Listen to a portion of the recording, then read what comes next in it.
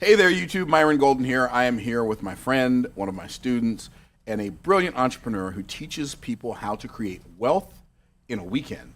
Amanda Moxley. Amanda, how are you? So good. Thanks for having me. I'm so excited to be here. Well, I'm glad to have you here. So, Amanda, you discovered this concept of how to create wealth in a weekend by actually creating wealth in a weekend. We're going to get to that a little bit later. Okay. But where did you start? Did you go to college to learn how to do wealth in a weekend, right? So give us a little. Yeah, that might. I don't think they have that. I don't think they have that as a. I don't think they have that as a major. So tell what'd you do before you were doing the whole wealth in the weekend thing? Okay. So I remember at a young age knowing that I did not want to live a traditional normal life that I saw people in my community living, but I still went to What school. about that was unappealing to you? It just felt so boring and not fulfilling and not satisfying because I think secretly those people that I was seeing were not living their purpose and their calling. Okay. So I decided, but I went ahead and I got my master's, and I have a master's in social work, and I was working. What's your undergraduate degree in? Communications and French, actually. Communications and parlez-vous français? Oui, je parle français. Okay, Yes. so there you go. That's So- all the French you're going to get out of me. Okay, yeah. Other than we and us. No, just kidding. Yeah, that works. So go ahead. So I went ahead and I was highly educated, but I also had this free spirit. So I love to travel the world and I love to do fun things. I was a competitive skier and a competitive mountain biker, and I loved adventure. So Competitive adventure. Cool. yes, competitive and adventure, which is perfect for entrepreneurship. 100%. Yeah, and then I decided I was working actually at 30 years old, working with my mom. She has a PhD in social work and ran a clinic, and I was working with court-ordered substance abuse clients. Okay. And it was not for me. And meanwhile, I was also studying to be a coach, and I was the worst employee. So the entire time I was supposed to be working, I was like Googling marketing, and this was early in 2005. That's so funny.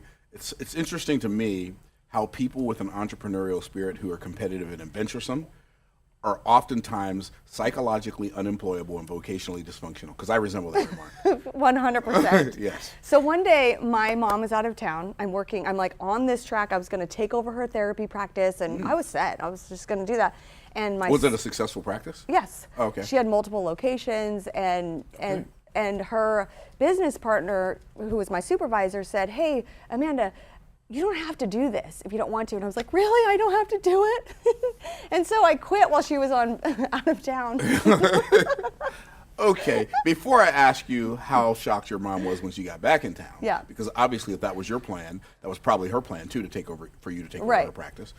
Before I ask you that, what about doing the therapy felt so much like bondage to you? What about it felt so wrong Oh. that you were like, oh, I hate this? Well- You were like about to be set for life in your own business that's already Oh. successful. One thing, an office.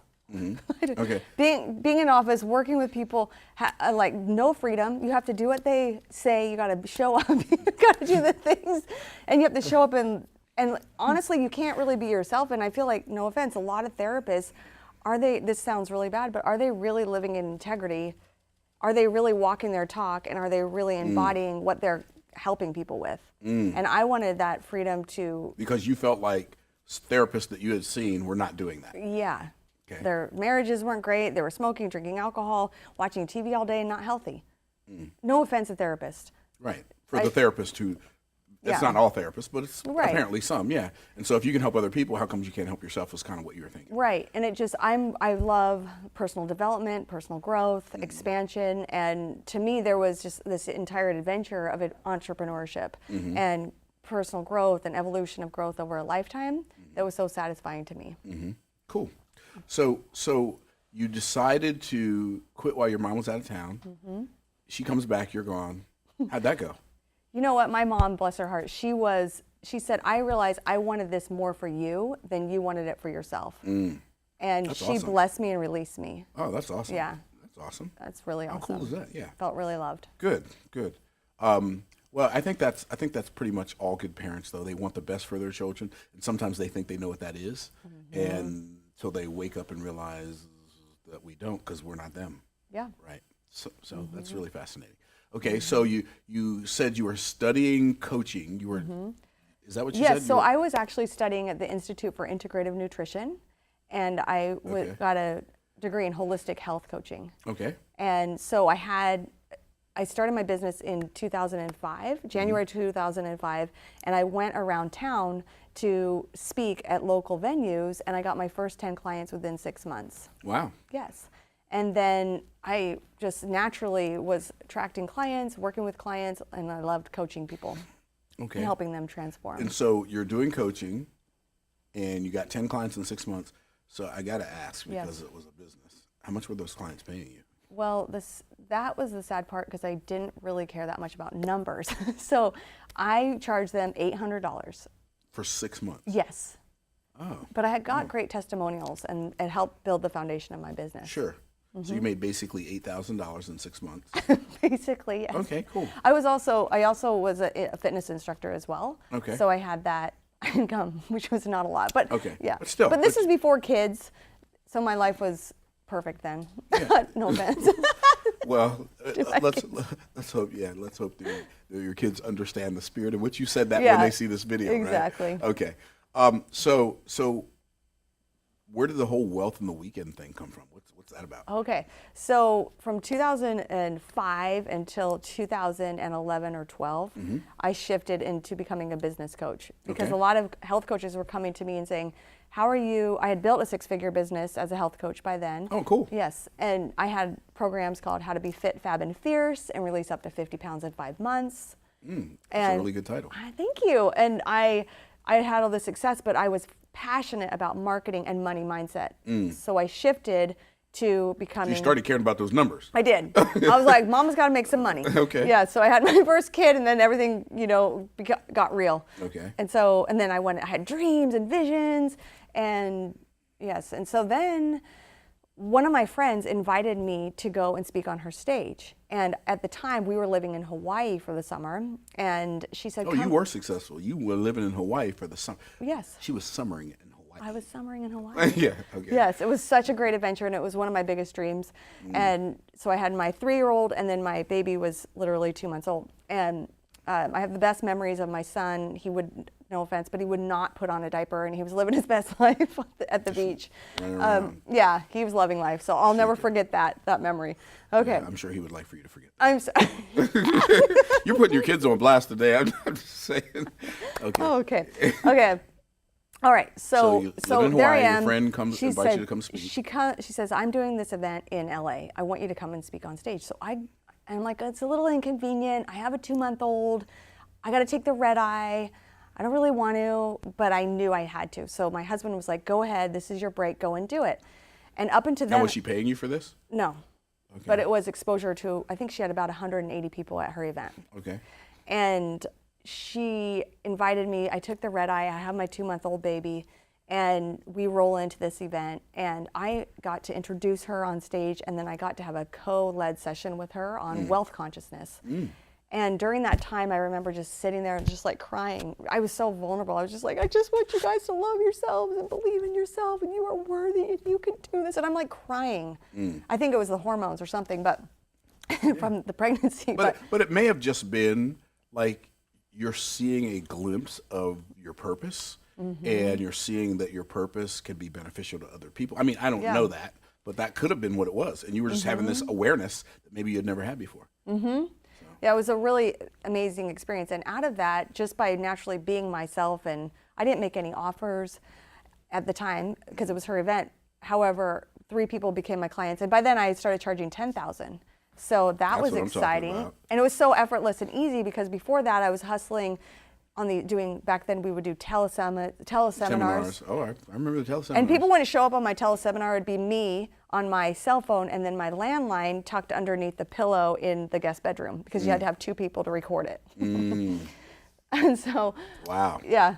So, but I was just kept doing the work, and then while I'm on stage and we're looking over this in Marina Del Rey out at the marina with all the yachts and boats, I'm like, oh, I'm on stage. I am doing this. The view is way better on stage than it is sitting in the audience. So I said, I'm going to do an event on my own next year. So that's what I did. Wow. So just a couple of things. I want you guys to get this. She said that I did teleseminars with my cell phone and the landline on under the bed because you had to have 2 people on in order to record it. And so that's what I'm talking about when I talk about the gravitropic nature of the work that we do. The work that you do when nobody sees it, the conference call that you have when nobody's on it but you, and you do it anyway, just so you can get the practice and get the recording. Like, people think we live in such an instant era. We got microwaves and we got instant coffee and we got drive-through restaurants and drive-through dry cleaners and drive-through banking. People want drive-through microwave success, and it just doesn't work like that. Right. It doesn't take 45 seconds. No. It takes a little longer. Yeah. Yeah. Yeah. And so you said you decide you're going to have your first event next year. Okay. So did you have that event the following year? I did. Okay. So I live in Salt Lake City, Utah, and I had the little kids, so I didn't want to go to a big city like California or Florida. I decided to have an event in Park City, and this was... How close is Park City to Salt Lake City? 20 minutes. Okay, cool. So I decided to have this event, and I didn't know what I was doing, so I went and I invested in a very high-end event planning team from New York City for $40,000. It was legit $40,000. I didn't know. I'm just like, okay, $40,000. My coach was $30,000 because, and the funny thing about... Your coach, what do you mean? So I had hired a coach, and this is the funny story. Hired a coach to work for you, to coach your clients. No, to help me. To coach you, okay. How to do events. Okay. So I, at that time, was making good money, so I could fund these things at that time. And so I hired the coach, but the funny thing about the coach is years before, I had a sales conversation with her, and she told me her program was $3,000. And I was like, oh, I cannot afford that. That is too much money. But she had such a lasting impression of kindness and generosity with me that I remembered her years later because I'd been following her and I saw she did events.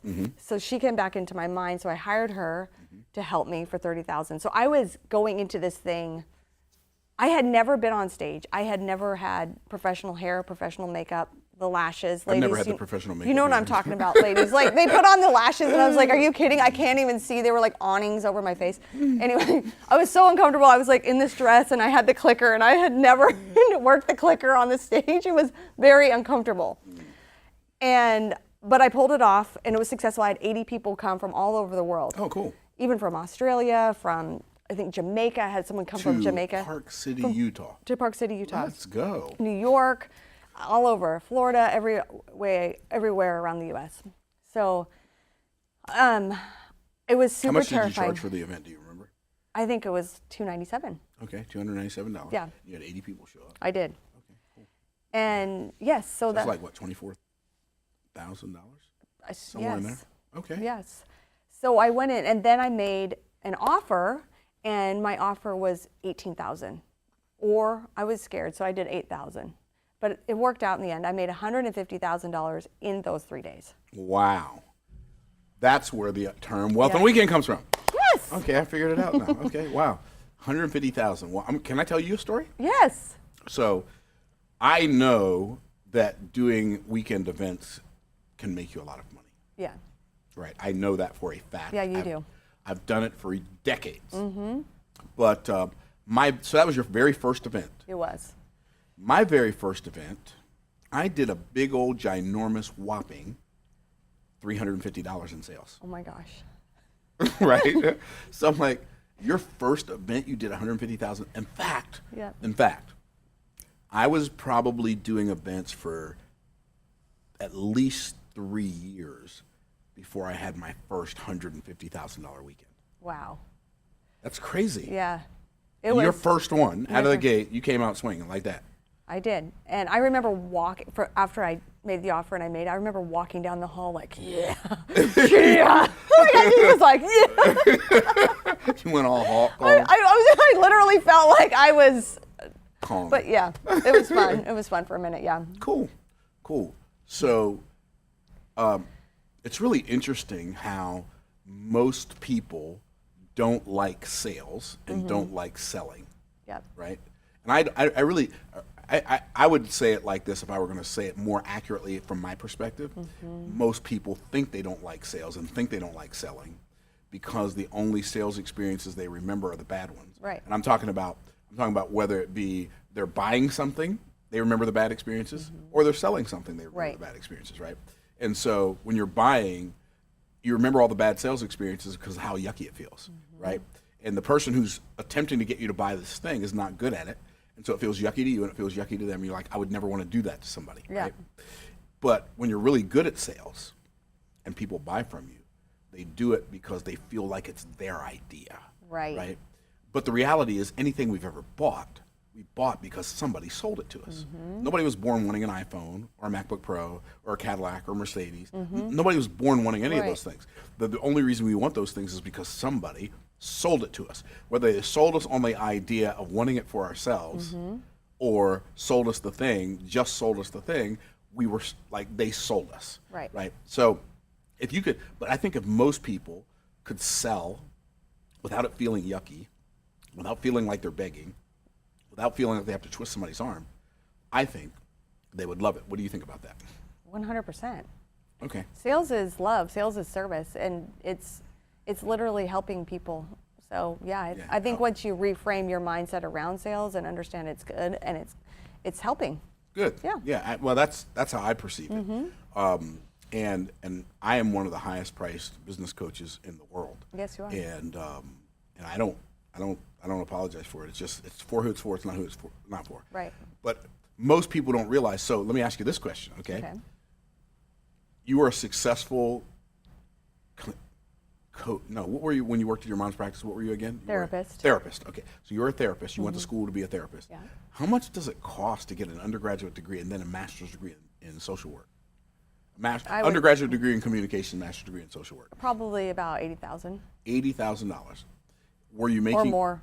Or more? Yeah, today it would be a lot more because of inflation and other factors. 150. Yeah. So let me ask you this: were you making $80,000 a year? No. When you started out as a therapist? I was making $17 an hour. As a therapist? Yes. You're making $17 an hour. See, this is the part people don't think about. Here's the part people don't think about. They don't think about how much it costs, because it didn't just cost you the $80,000 to get your degree. It cost you $80,000 and 6 years of your life. Oh yeah. To figure out that you were on the wrong train, on the wrong plane. Your ladder was leaning up against the wrong building. And then you figured it out. You start doing this other thing, and you come out of the gate, and it's like 150 grand in a weekend. It's crazy. It is crazy. It's the best. I highly recommend it. You do? I do recommend it. I wouldn't have imagined that. No, just kidding. Yep. So it's fascinating because, like, I know it's true now, but I couldn't have imagined it before. Like, I didn't know how to imagine it until I met somebody who was already doing it. And so my first business coach, my first like sales coach, like selling from the stage, was Jerry Clark. And he showed me what to do. The first event I did, I spoke to like 35 people. I made $350. The very next event I did, after I had a coach, fascinatingly enough, after I had a coach, there were 135 people there, and I did $5,900 in sales, which to me back then was still a lot of money, right? Because that was in a weekend. Yep. Now, the next, like literally, the next event I did, I made $6,600. The next event I did $8,800. Oh my gosh. And then it just kept growing from there. Yeah. And that's the thing, it grows and grows and builds.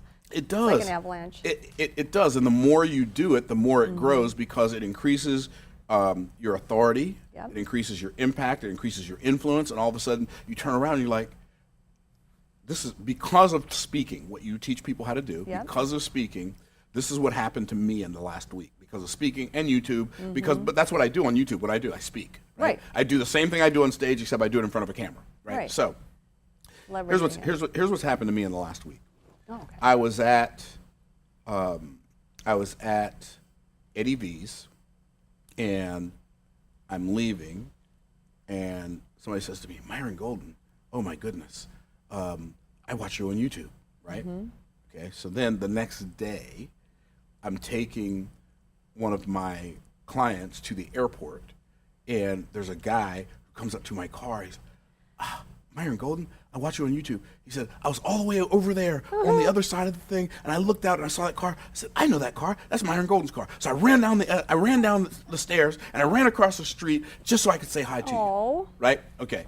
Then I'm like, this is like turning into a thing. That's like you're a a thing. YouTube celebrity, basically. Yeah, I guess that. But it's really interesting how I don't feel like a celebrity. I just feel Right. like a regular person who a whole bunch of people found out who I am. Then, where were we yesterday? Yesterday morning we were at First Watch. And this couple comes over to me and says, I just want you to know we watch your YouTube channel all the time. And so the reach is crazy. And then this morning, Yeah. I went to LabCorp before I came here to do some blood work, but the Okay. computers were down. And the guy who's one of the phlebotomists, he comes out, he says, I finally get to meet you. Oh my gosh. I follow you. I'm like, this is insane. It's Like amazing. the amount of reach that you get when you learn how to have stage presence. Right. Right? You get on stage, and it's really interesting because you probably are aware of this. The average person is more afraid of public speaking than they are of dying, which is Right. fascinating. That's sad. Yeah, that's scary. That Like- is. Like, I can think of a whole lot of stuff that I'm way more scared of than talking to a bunch of people. Yeah. Right?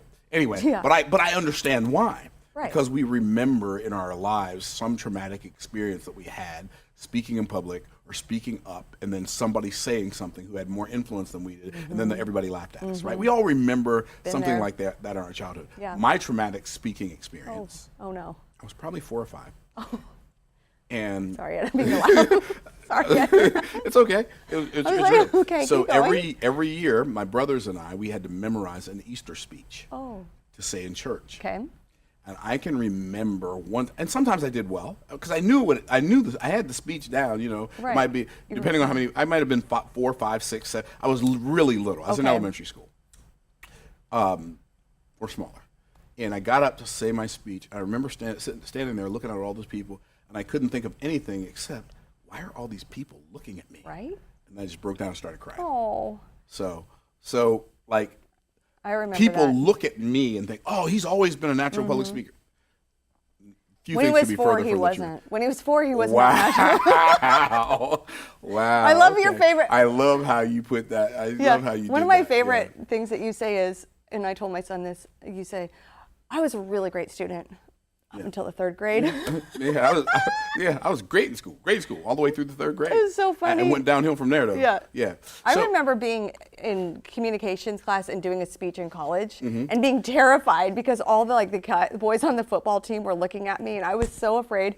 I get you. Yeah. Yeah, you got to have that fear, but then you have to just Own it. focus on loving the people, and it's not about us, it's about helping other people. 100%. The last person you should be thinking about when you're on stage is yourself. Right. So, Yes. give me a couple of your wealth in a weekend client success stories. Tell me what you've helped other people do. I get what you do. Yes. Tell me Oh, what my you've helped clients other- are doing They killing the game? exceptionally well. They killing the game? Yeah, they're killing the game. Okay. 100. So one of my clients, she came to me and she said, oh, Amanda, I see you doing these events. She actually came out to Utah. And she then built her first event. She had 140 people from around the world come to her event. How many people? 140 Okay. from, I think, 12 different countries. And she enrolled 400,000 from her first event. Did $400,000 in sales Yes, for first event. yes. That's what you mean when you say wealth on a weekend. That's what I mean. So she got a pool after that. She got a swimming pool and a bunch of other Okay. wonderful things. And she also then repeated it the next year and then made multiple millions and repeated it and repeated it and repeated it. Okay. And then another client who recently I worked with, she was a she was a COVID nurse, and after COVID, she said, "I want to start my own business because what's happening is she wants to help people be healthy." So she is an IV specialist. Like IV, Vitamins. Vitamin IV. Yeah, my Yes. wife and I get those all the time. We call them needle dates. Oh yeah. Yeah, it's a good business. Clearly, a let me tell really- you her results. It's a really good business. It's a really good business. So she had an event with 500 people, and she enrolled $750,000. She's helping nurses get out of the nursing world and go actually into the vitamin IV business. Yes, I'm all. I would have never Yes. thought of that Isn't that smart? as a business. That's great. That's a great idea. I know. So she is crushing it now. From what I know, she's just got a new house and is taking her girls. She's a single parent, taking her girls to Hawaii for an amazing vacation. Single I mean, that parent. changes your life. $750 in a weekend. Actually, hers was 2 days. Okay. It was 2 days. But still, a weekend. Yeah. I mean, she had travel dates. It's really interesting. So for me, as I think about what you're talking about, it reminds me of Robert Kiyosaki's Cash Flow Game. Oh, I don't know if love you- that game, yes. Okay, so you played it. Okay, Oh, yeah. cool. Get out of that rat race. Exactly. So for those of you who haven't seen it, it's got 2 tracks. It's got a little track in the middle. It's called the rat race, right? And you keep going around in circles and getting paid. You get a paycheck, and then you go around in circles, and you land on an opportunity. You pick an opportunity card. If you can afford the opportunity, you buy the opportunity. If you can't, you have to pass. Yep. Or if it's a bad opportunity, you have to be able to. So the game teaches you how to recognize good and bad opportunities, but it also teaches you like the waste of time that just going around in circles and getting paid is. One of the things that I believe is one of the reasons it's hard for people to succeed as an entrepreneur is because they're so addicted to a paycheck, they're only willing to work for money. Right. And you have to learn how to work to build something, whether it makes you money or not, if you're going to be an entrepreneur, right? And so initially, anyway. And so what happens is you have to accumulate enough income-producing assets while you're in the rat race, Right. to surpass your monthly expenses. And when you do that in the game, then you get on the fast track. Well, on the fast track, it doesn't have paydays anymore. It has cash flow days. Right. And cash flow days are amazing because when you get out of the rat race, let's say your monthly expenses are $4,000. Get out of the rat race, you got $6,000 in positive cash flow. Well, when you get on the fast track, the game gives you like 100 times that $6,000. So you get $600,000 as soon as you get out of the rat race. Then every time you pass cash flow day, and I think there are 3 cash flow days spots on the board. Every time you pass it, you get another $600,000. But you're also buying businesses on the outside. And so to me, what you're talking about reminds me of the cash flow day on Robert Kiyosaki's board game. That's a cash flow day. That's a cash flow day. Yep. Like you have a $150,000 day, a $400,000 day, $700. It sounds insane, actually. It doesn't. Like I get it. This doesn't even sound possible, let alone normal, but it has become the normal of a lot of people who stand on stage and do events and make offers and change people's lives. Amen. Is that right? It is. And it's about assembling your people into the audience and then selling one to many versus one to one. So you're not wasting So all you're your collapsing time frames. Exactly. Collapsing the time, collapsing everything, basically. Wow. Yeah. I recommend it. Yeah. I do, like I did Wealth in a Weekend for a very long time. I would do the usual stuff I did all week, and then I used to do one live event a month. So you're talking about like people doing a live event and then they go make sense. Well, me, when I find something that works that well, I rinse and repeat, rinse and repeat, rinse and repeat, rinse and repeat. So I found all these different markets, these different pockets around the United States and even in Europe, and I would go there, and I would go at least once or twice a year and go do a live event there, and I would market to the people that were on my list. People would show up, I'd sell them things, and now we've got so many of my students over the last couple of decades who have become millionaires, right? And so you've got students that have become like gone from the pit of poverty to the pinnacle of prosperity with your Wealth in a Weekend philosophy. So let me ask you this.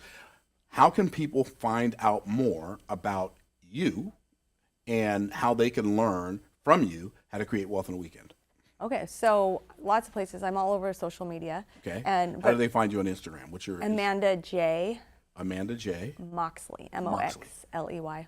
Okay. So, and what about on And then what about on YouTube? YouTube, Amanda Moxley 1. Amanda Moxley 1 on YouTube. And then Facebook, Amanda Moxley. Amanda Moxley. Okay. And then And then, so where do they go if they want to find out like more about your wealth in a weekend? Where do they go for that? Oh, they got to join my challenge. Okay. And so, where do they find that? Okay, so the challenge is www.wealthinaweekendworkshop. Wealthinaweekendworkshop.com. Wealthinaweekendworkshop.com. Wealthinaweekendworkshop. Sounds like it'd be a song. Wealthinaweekendworkshop.com. Wealth in a Weekend. Okay.